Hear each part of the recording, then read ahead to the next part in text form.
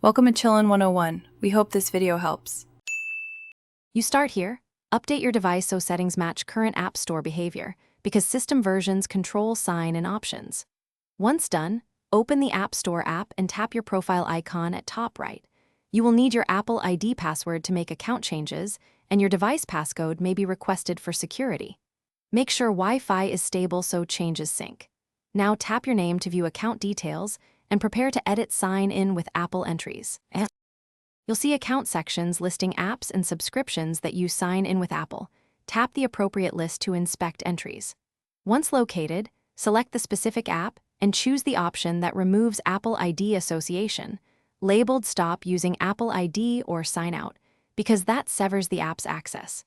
Confirm prompts and follow any app-specific unlinked steps. Some services also require you to create a separate app login before removal. After confirming, allow a minute for server changes to propagate. Finish by relaunching the app and testing sign-in. You should no longer see Sign In with Apple as an active link.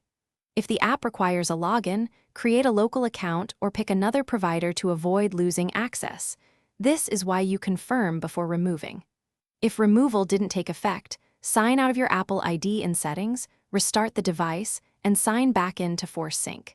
If problems persist, contact the app developer and check your Apple ID. Thanks for watching. Consider subscribing if we helped you.